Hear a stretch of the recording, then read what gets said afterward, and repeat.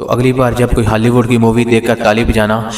کہ جس میں اکیلا انگریز ہیرو بڑی بہادری کے ساتھ ہٹلر کی آرمی کا مقابلہ کر رہا ہے، تو اس بات کا دھیان رکھنا کہ اس لڑائی کا سارا خرچہ تمہارے باپ داداؤں کی کمر توڑ کر نکالا گیا ہے۔ اور اس کے بعد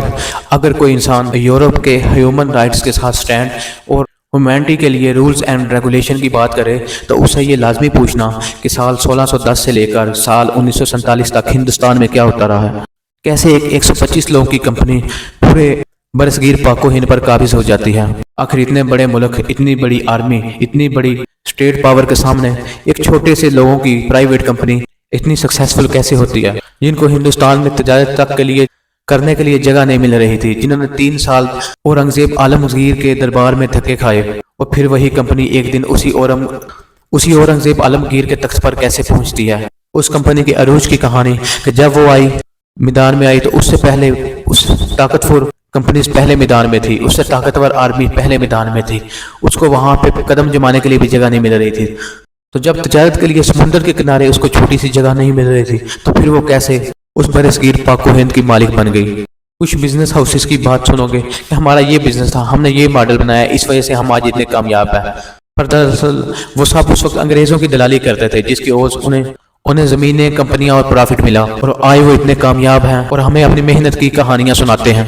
ہیلو، السلام علیکم دوستو، آپ دیکھ رہے ہیں گوندل سپیکس، اور ہم بات کر رہے ہیں کہ 125 لوگوں کی ایسٹ انڈیا کمپنی کیسے ایک پورے ملک پر قابض ہو گئی، کیسے پورے برصغیر پاک و ہند پر قابض ہو گئی۔ تو چلیے شروع کرتے ہیں۔ جب ہم 1947 سے پہلے کی بات کرتے ہیں، ہم کہتے ہیں کہ برٹشر نے، انگلستانیوں نے، یعنی کہ برطانیہ نے ہندوستان کو غلام بنا لیا، کولونائز کر لیا،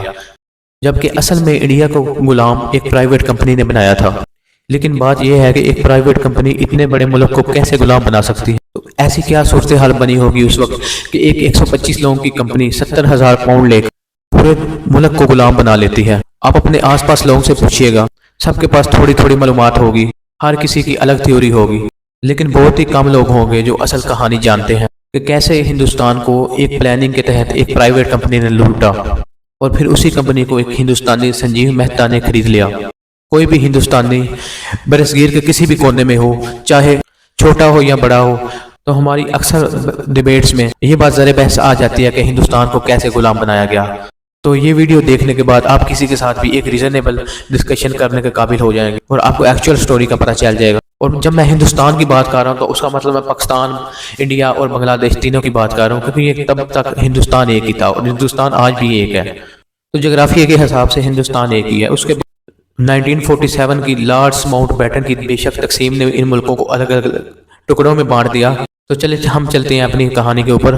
تو چلے ان سب چیزوں کی آغاز ہوتا ہے سال 1599 میں، کہ جب مسالوں کی بہت زیادہ مہنگی قیمتوں پہ بکتے تھے اور بہت زیادہ مانگ ہوتی تھی، اور یہ بلیک مرچنٹ یعنی کہ کالی مرچ، تو تاجر اس کو بلیک ڈائمنڈ کہتے تھے، یعنی کہ یہ اتنی مہنگی ہوتی تھی،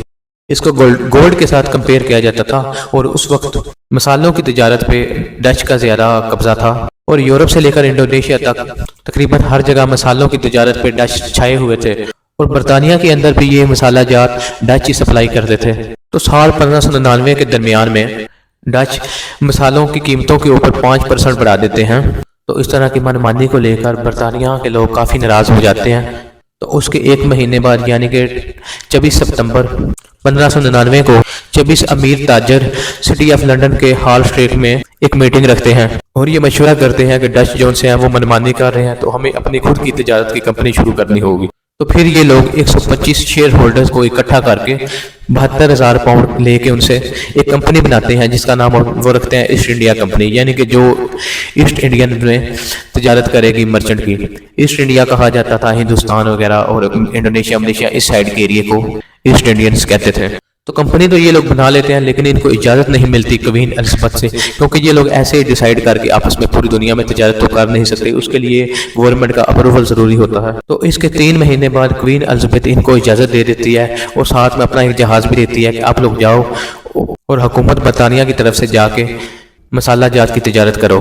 تو اس اجازت نامے کا مطلب یہ تھا کہ ایسٹ انڈیا کمپنی دنیا کے کسی بھی علاقے میں جا کے سستے داموں مسالے خرید سکتی تھی اور واپس لا کے برطانیہ میں بیچ سکتی تھی۔ تو ایک طرح سے انہیں تجارت کا لائسنس مل چکا تھا، جیسے آج کی ڈیٹ میں ایکسپورٹ اور امپورٹ کے لیے لائسنس دیا جاتا ہے۔ اور یہ جو اجازت نامہ دیا تھا یہ تقریباً 15 سال کے لیے دیا تھا۔ اس کے ساتھ ساتھ کوین الزبتھ نے ایک اور اصول بھی بنایا کہ انگلینڈ کی طرف سے دنیا بھر میں صرف ایسٹ انڈیا کمپنی جا کے تجارت کر سکتی ہے، اس کے علاوہ اور کوئی کمپنی نہیں کر سکتی۔ اس کی وجہ یہ تھی کہ اس کو پتا تھا پہلے سے ہی ان ملکوں میں اور بھی بہت سی کنٹری کی کمپنیاں ہیں جو تجارت کر رہی ہیں، تو وہ نہیں چاہتی تھی کہ پہلے اتنا زیادہ کمپٹیشن ہے اور پھر اس کے بعد ہمارے اپنے ملک کی کوئی اور بھی کمپنی اس کے مقابلے میں آئے جس سے آخر میں ان کو ہی نقصان ہوگا۔ اگر کوئی اور کمپنی شروع کرے گی تو ان کے اثاثہ جات کو ضبط کر دیا جائے گا اور ان کو بھاری سزائیں دی جائے گی۔ اس کے علاوہ اس کمپنی کی کامیابی کے لیے ان کو کافی زیادہ پاورز بھی دی تھی ملکہ الزبتھ نے، جیسا کہ وہ اپنا کورٹ رکھ سکتے تھے، اپنا قانون بنا سکتے تھے، اپنی آرمی رکھ سکتے تھے، اور اس علاقے میں جا کے وہ لوگ خود ہی جوڈیشری بھی بنا کے اپنے فیصلے خود کر سکتے تھے، ایون سزائیں تک وہ لوگ خود دے سکتے تھے۔ تو اب اس طرح سے بہت ساری پاورز جو ایسٹ انڈیا کمپنی کو دے دی گئی تھی، اور جب اب جا کے کمپنی نے تجارت کرنی تھی تو ان کو بہت زیادہ پیسہ لگنا تھا اور بہت زیادہ رسک تھا، کیونکہ کمپٹیشن بہت زیادہ ہائی تھا۔ پہلے ہی ڈچ، پرتگیزی اور اٹالین کمپنیز وہاں پہ موجود تھی، تو اس وقت برطانیہ اتنا امیر نہیں تھا، تو انہوں نے ایک کام کیا کہ ان کو معلوم تھا کہ اس تجارت کے لیے بہت زیادہ پیسہ لگنا ہے، تو انہوں نے کمپنی کا سیٹ اپ ایسے بنایا کہ جیسے آپ جتنا آپ اس میں پیسہ ڈالو گے آپ کو شیئر ملیں گے، اور جتنا زیادہ کمپنی کو فائدہ ہوگا آپ کو بھی فائدہ ہوگا، تاکہ لوگ زیادہ سے زیادہ پیسہ ڈالیں۔ جیسے آج آپ سٹاک خریدتے ہو اور پھر سٹاک بیچتے ہو، بالکل ویسے ہی۔ تو اس کے بعد جب ان کا جہاز مشن پہ نکلتا ہے تو ان کا ایک ہی مقصد تھا کہ پیسہ کمانا اور اپنا فائدہ کرنا، اور ان سٹیک ہولڈر کا فائدہ کرنا جنہوں نے اس کمپنی میں پیسہ لگایا، چاہے اس کے لیے پھر کوئی قانون ٹوٹے، کوئی ہیومینٹی کا نقصان ہو، کوئی انسانیت کے قانون کی پابندی نہ ہو، کچھ بھی ہو، ان کو اس چیز سے کوئی فرق نہیں پڑتا تھا۔ تو ان کو کسی چیز کی پرواہ نہیں تھی، کیونکہ ملکہ الزبتھ کی ان کو سپورٹ تھی۔ تو اور یہ جو کام کرنے جا رہے تھے اس میں کافی زیادہ رسک تھا، تو اس لیے شروع میں ان کو ورکرز بھی نہیں مل رہے تھے، تو اس کے لیے انہوں نے لنڈن کی جو جیل ہے وہاں سے قیدیوں کو اپنے ساتھ لیا، اور وہاں کے اسائلم سے کچھ لوگ اکٹھے کیے اور جہاز میں لے کے یہ لوگ جہازوں میں بھر کے یہ لوگ جب انڈونیشیا پہنچتے ہیں، تو جب یہ لوگ انڈونیشیا پہنچ رہے ہیں تو ان کی دال گل نہیں پاتی ہے، کیونکہ وہاں پہ پہلے ہی اسپینش، ڈچ اور پرتگالی تاجر جو اپنے کام کر رہے تھے، اور اسپینش کی بہت بڑی آرمی تھی، تو وہ ان کو بھگا بھگو دیتے ہیں، وہ ان کے لوگوں کو مار مور کے وہاں سے بھگا دیتے ہیں تاکہ یہ لوگ وہاں پہ قدم نہ جما سکے، تو یہ لوگ واپس برطانیہ آ جاتے ہیں۔ لیکن اس کے کچھ عرصے بعد یہ پھر فیصلہ کرتے ہیں کہ ہم دوبارہ جائیں گے، لیکن اس کے بعد یہ ملیشیا نہیں بلکہ یا انڈونیشیا بلکہ ہندوستان جائیں گے۔ ایک جہاز کو لے کر ولیم ہاکن جو ایسٹ انڈیا کمپنی کے ڈپلومیٹ بنے تھے ہندوستان کی طرف جاتے ہیں، تو یہ 24 اگست 1608 کو پہلی بار انڈیا کے سورت میں پہنچتے ہیں۔ تو اس سے پہلے کہ میں کہانی آگے جاری رکھوں، ہندوستان کی کیا صورتحال تھی اس وقت، اس پہ تھوڑا سا آپ کو بتا دیتے ہیں۔ تو حکومت کی بات کریں، اس وقت مغلوں کی حکومت تھی، اور مغل اس وقت اپنے عروج پہ تھے۔ ہندوستان کے زیادہ تر علاقوں میں مغلوں کی حکومت تھی، شاید نیچے کے کچھ علاقوں میں مراٹھاز بھی تھے، لیکن مغلوں کی ایک تو اکانومی بہت زبردست تھی، اور اس کے زیادہ ان کی مین پاور بھی بہت زیادہ تھی، یعنی کہ وہ اس وقت وہ مغلیہ سلطنت کے عروج کا دور تھا، اور یہ پورا مغل امپائر 12 صوبوں پہ ڈیوائیڈ کیا ہوا تھا، اور ان کو 12 صوبے دار چلاتے تھے، اور وہ عوام وغیرہ سے ٹیکس اکٹھا کر کے دارالخلافہ دہلی بھیجتے تھے۔ تو مزے کی بات یہ ہے کہ برطانیہ اس وقت انڈیا کے مقابلے میں بہت غریب ملک مانا جاتا تھا۔ ہندوستان اس وقت انڈسٹریل پاور تھا، ٹیکسٹائل ہب تھا، پوری دنیا میں ٹیکسٹائل مینوفیکچر انڈیا تھا۔ ابھی جیسے چائنا ہے، چائنا پوری دنیا کی مینوفیکچرنگ کا 28% یعنی کہ تقریباً 28% حصہ پیدا کرتا ہے، تو اس وقت ہندوستان ٹیکسٹائل کا تقریباً 25% پیدا کر رہا تھا اکیلا۔ تو ابھی بھی آپ دھیان دو گے تو کئی طرح کے کپڑوں کے جو نام تھے، جیسے شال، پجامہ، خاکی، کمر بند وغیرہ، تو یہ سب اسی وقت پوری دنیا میں مشہور ہوئے تھے۔ اور اگر آپ پوری یورپ کی اکانومی کو بھی جوڑ دیں تو اس سے بھی بڑی اکانومی تھی ہندوستان کی۔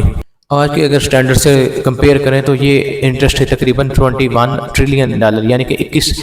ٹریلین ڈالر سے بڑی تھی۔ اکنامکس پاور تو تھا ہندوستان، لیکن اس کے ساتھ ساتھ مغل جو تھے وہ بہت طاقتور تھے، ان کی آرمی بہت بڑی تھی، ان کے پاس ہتھیار بہت جدید تھے۔ تو ہندوستان پورے ورلڈ میں اس وقت سپر پاور کی طرح تھا، جیسے آج امریکہ اور چائنا ہے۔ تو پھر کیسے یہ سپر پاور زوال کا شکار ہوئی، اور کیسے ایک کمپنی جس کو تجارت کے لیے کہیں جگہ بھی نہیں مل رہی تھی، اور چھوٹی چھوٹی آرمیز پرتگیزی، اسپینش جہاں پہ وہ اترتے تھے لنگر انداز ہوتے تھے، وہ آرمیز ان کو بھگا دیتی تھی، تو اتنی بڑی مغل امپائر پہ کیسے انہوں نے قبضہ کیا، یہ جاننے کے لیے جڑے رہیے ہمارے ساتھ۔ ہم آپ سے ملتے ہیں اگلی ویڈیو میں، تب تک کے لیے do whatever you want to do man, but don't trouble your ماں باپ اور پاکستان۔